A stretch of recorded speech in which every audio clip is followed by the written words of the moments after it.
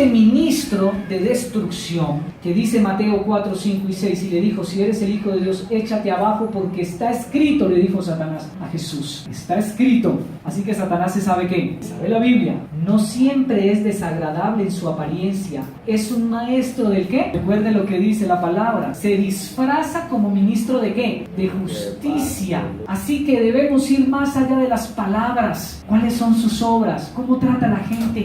¿Cómo es su familia? ¿Cómo son sus hijos? ¿Ven la palabra de Dios viviendo en ese ministro, buscando a Cristo? No, eso no importa. Dice, no, yo los he escuchado. No, eso no importa. Pero mira, le está siendo infiel a la esposa. No, eso no importa. No, tiene poder. Ese milagro es poderoso. Sí, mire, me sanó, hizo un milagro. Dios usó ese siervo para hacer un milagro. No lo toquen. Consiento que hablen nada. No lo juzguen, hermanos.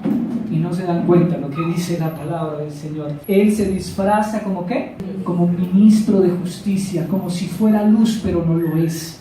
Si Dios ha hecho un milagro, o usted ha visto un milagro, ese milagro lo único que debe hacer es ¿qué? Confirmar la palabra de Dios. Pero si ese milagro la sustituye, hace algo y la disfraza, eso no es de Dios. Eso no proviene de Dios. Sea lo que sea, así se le aparezca un ángel, así llueva fuego, así usted vea cosas portentosas, si eso no confirma la palabra, ese milagro no vino de Dios. ¿Por qué? ¿No dice que el único que puede hacer milagros es Dios?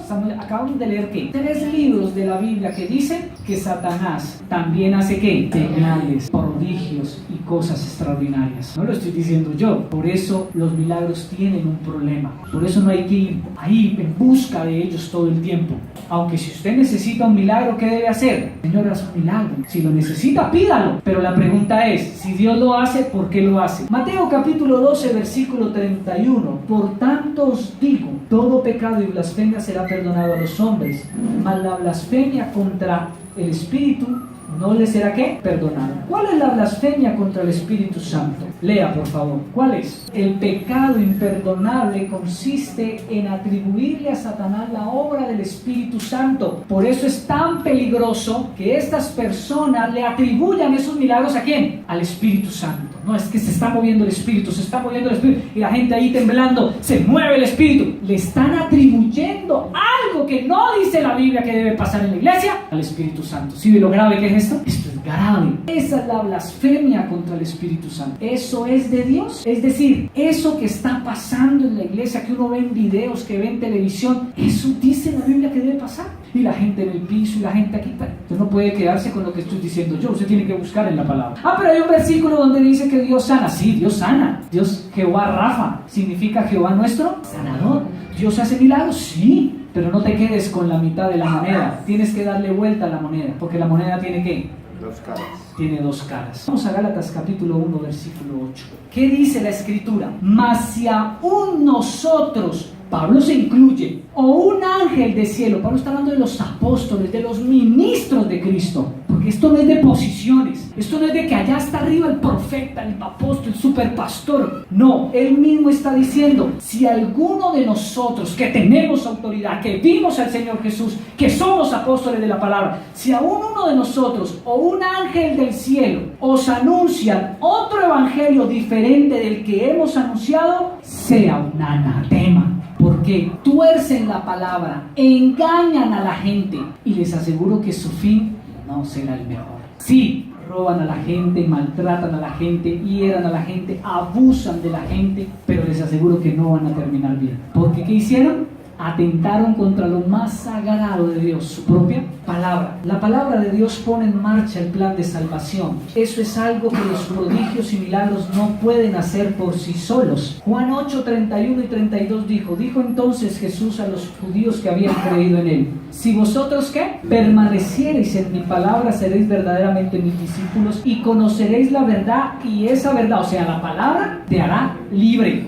A un cristiano no lo hace libre que alguien le ponga la mano y diga, ¡sé libre ya! ¿Qué dice la Biblia de cómo somos libres? Es cuando la palabra nos toca, cuando ella nos libera, nos quita la venda de los ojos. Juan 17, versículo 17, ¿qué dice? Santifícalos en tu verdad, tu palabra es verdad. Si lo extraordinario no afirma ni fundamenta la palabra de Dios en nuestra vida, entonces no está cumpliendo el objetivo de la Escritura. Hechos capítulo 3 del versículo 11 al 19. Y teniendo asidos a Pedro y a Juan el cojo que había sido sanado, todo el pueblo atónito concurrió a ellos al pórtico que se llama de Salomón. Viendo esto, Pedro respondió al pueblo: varones israelitas, ¿por qué os maravilláis de esto? ¿O por qué ponéis los ojos en nosotros como si por nuestro poder o piedad hubiésemos hecho andar a este? ¡Wow! Eso hace un ministro. Mire lo que dice Pedro y Juan en el versículo 12. Pedro respondió: varones israelitas, ¿por qué se maravillan de esto? Acaban de ver a un cojo, a uno que no podía caminar y que llevaba años allí pidiendo limosna, y lo acaban de ver que está caminando como no le ha pasado nada. Y Pedro dice: ¿qué maravillan? ¿Por qué ponéis sus ojos en nosotros? Eso es lo que hacen los milagros, ¿sí ven? ¿Qué estaba haciendo esta gente? ¿A quién iban a adorar? Ay, no, pero es que esa gente, no, es que yo conozco unos hermanos que van a estas iglesias y ellos no adoran al pastor. No, sí, obviamente nunca van a decir que lo adoran, pero no lo van a tocar. Miren lo interesante. ¿Por qué ponéis los ojos en nosotros? Dice Pedro. Como si por nuestro poder o piedad hubiésemos hecho andar a este. Ellos sí sabían a quién le servían. ¿Qué es esa? No por nuestra piedad y por nuestro poder. O sea, ¿nosotros qué? No, nadie. Versículo 13. El Dios de Abraham, de Isaac, de Jacob, el Dios de nuestros padres, ha glorificado a su Hijo Jesús. ¿Por qué hizo el milagro Pedro? ¿Por qué lo hizo? ¿Para qué lo hizo? Para que Cristo fuera glorificado. Esa es la razón de los milagros. No para que un grupo sea glorificado, una iglesia sea glorificado, para que un lugar tenga fama. Miren lo interesante. Él ha glorificado a Cristo, a quien vosotros entregasteis y negasteis delante de Pilato, cuando éste había sido resuelto ponerle en libertad, mas vosotros negasteis al santo y al justo, y pedisteis que se os diese un homicida, y matasteis al autor de la vida, a quien Dios ha resucitado de los muertos, de lo cual nosotros somos testigos, y por la fe en su nombre a este que vosotros veis y conocéis, le ha confirmado su nombre, y la fe que es por él ha dado a este esta completa sanidad en presencia de todos vosotros. Mas ahora, hermanos, sé que por ignorancia lo habéis hecho, como también vuestros gobernantes. Pero Dios ha cumplido así lo que había antes anunciado por boca de todos sus profetas, que Cristo había de padecer. Así que arrepentíos y convertíos. ¿Por qué Pedro hizo el milagro? ¿Por qué hizo Dios que todo el mundo se acercara? ¿Por qué? Ahí le responde en el versículo 19. ¿Para buscar qué? Arrepentimiento y conversión. Así que arrepentidos y convertidos para que sean borrados vuestros pecados, para que vengan de la presencia del Señor tiempos de ¿qué? De refrigerio. Hechos capítulo 8 del 4 al 25. Pero los que fueron esparcidos iban por todas partes anunciando el evangelio. Entonces Felipe, descendiendo a la ciudad de Samaria, les predicaba a Cristo, y a la gente unánime escuchaba atentamente las cosas que decía Felipe, y oyendo viendo las señales que hacían. Porque de muchos que tenían espíritus inmundos salían estos dando gran voces, y muchos paralíticos y cojos eran sanados. O sea, eran milagros. Así que había gran gozo en aquella ciudad. Pero había un hombre llamado ¿qué? Simón, que antes ejercía la magia en aquella ciudad, y había ¿qué? Engañado a la gente de Samaria, haciéndose pasar por algún grande. A este oían atentamente todos, desde el más pequeño hasta el más grande, diciendo: este es el gran poder de Dios. Miren este engañador, ¿no? Tan parecido, ¿no? Tan parecido a algunos hoy en día. Y le estaban atentos, porque con sus artes mágicas les había engañado mucho tiempo.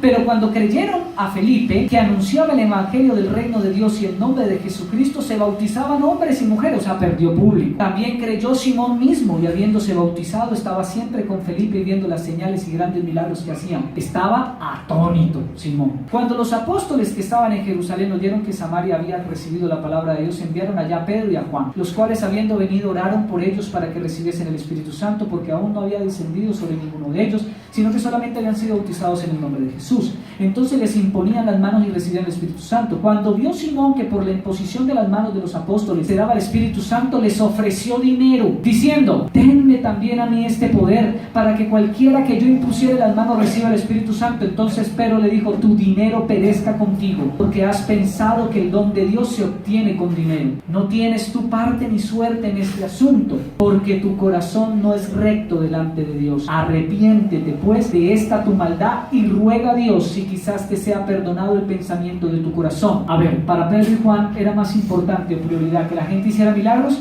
o que se arrepintiera y se convirtiera.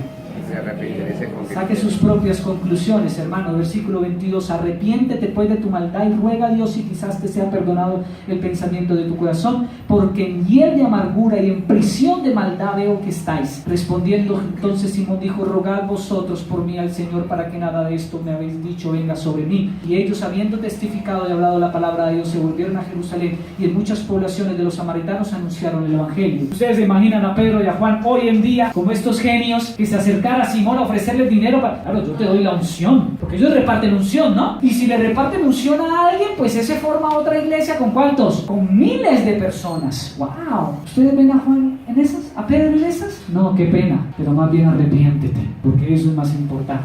¿Cuál era el interés y la intención de Simón? ¿Cuál era? ¿Qué había perdido Simón? Fama, grandeza. ¿Qué quería recuperar? Eso. Y los milagros dan fama y grandeza. El interés de Simón no era conocimiento de Jesús, sino los divinos poderes que Felipe y los demás usaban. ¿Dónde dice la palabra que los milagros producen edificación y crecimiento? Búsquelo en Google, que es lo más fácil. Busque en la Biblia donde dice que los milagros nutren la vida espiritual de una persona, que son los que edifican la vida de una persona, que son los que ¿qué? Producen crecimiento espiritual en la vida de una persona. Por eso todas esas personas, que son muchas, que están en esas iglesias, son espiritualmente desnutridos, no conocen la palabra, por eso los engañan, porque la Biblia dice: y conoceréis la verdad y la verdad os hará libres. ¿Qué dice Efesios 2:20? ¿Qué dice Efesios 2:20?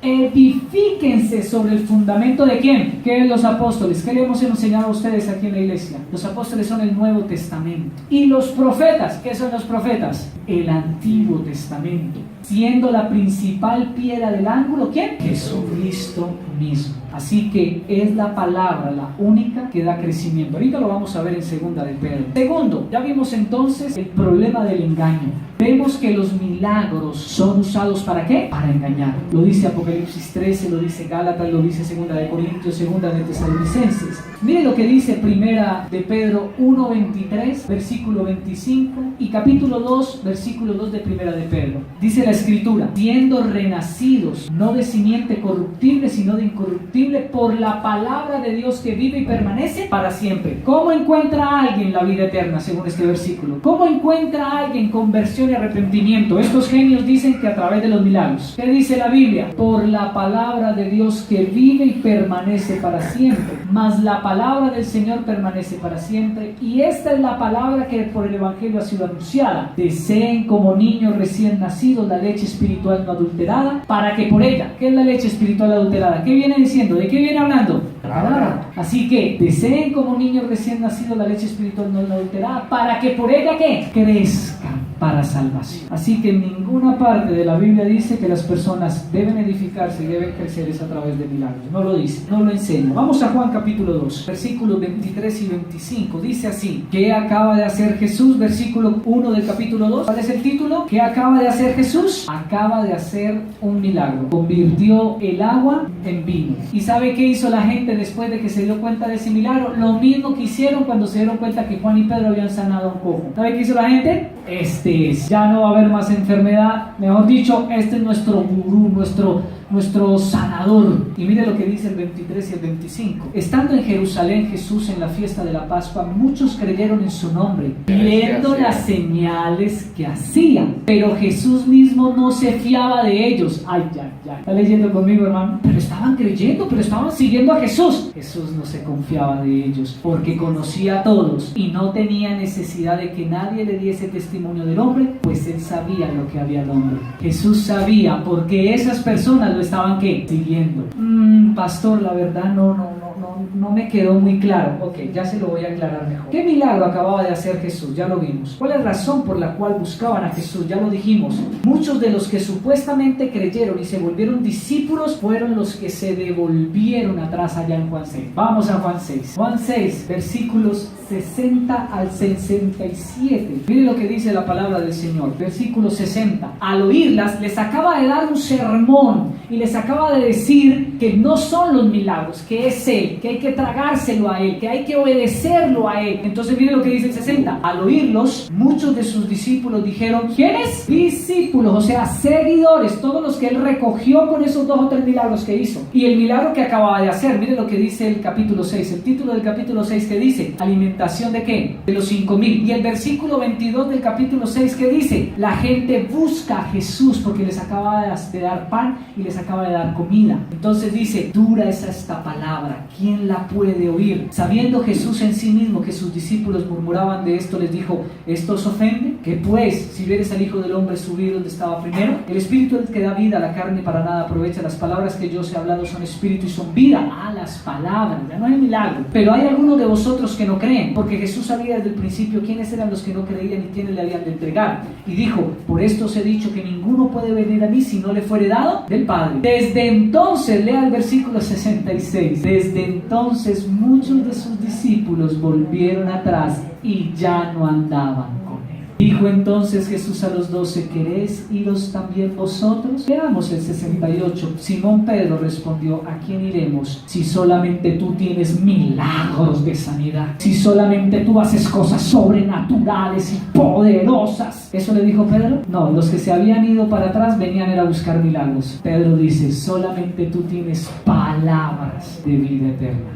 Cuando Jesús invitó a la verdadera consagración y la comunión personal, entonces abandonaron la causa. ¿Por qué? ¿Dónde estaba su fundamento? ¿Qué era lo que estaban siguiendo? ¿Qué era lo que estaban buscando? Pues la dádiva, viejo. Lo mismo que esos 9 leprosos, solamente estaban buscando un milagro. Jesús hizo y continúa haciendo milagros, amén. Pero no quiere que la comunión con Él se fundamente en milagros. Él les pedía a la mayoría de los enfermos que eran sanados por Él, los que han leído los evangelios. ¿Qué le pedía a Jesús cuando sanaba a un cojo? ¿Qué les pedía? ¿Sabe qué les pedía Jesús? No digan nada, váyanse. Hoy no, hoy eso tiene que salir ¿por dónde? Por Facebook. Eso tiene que salir por todo lado, por enlace, mejor dicho, la super iglesia, sanidades, de entrada a tus enfermos, mercadería. Y Jesús les decía, vete, no digas nada. Hay un tío rico, millonario, con mucho dinero, y solamente tiene 2 sobrinos, son la única familia que tiene. Ya está muy anciano, y estos sobrinos, ¿saben qué hacen? Lo invitan a comer, lo ponen en el mejor asiento, le hacen todas las atenciones posibles, se sientan a escuchar todas sus historias, y cada vez que el anciano rico o el tío rico les cuenta una historia, ellos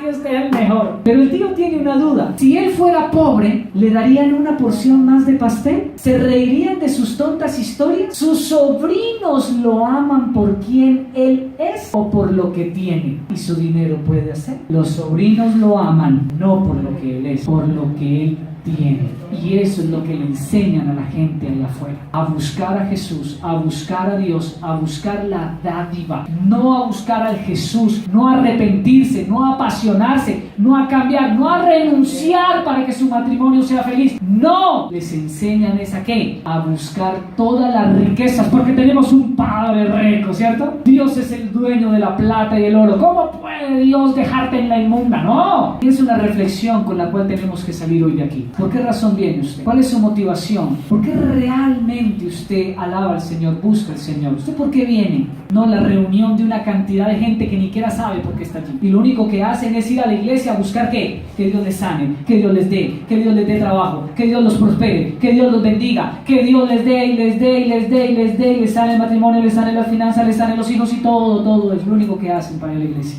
Miren lo que dice Filipenses 2, 5 al 8. Solamente anótenlo. Lo único que queremos leer es el versículo 7 que dice que Jesús se despojó de sí mismo. La pregunta que nos salta a la vista es ¿por qué Jesús no vino con todo su esplendor?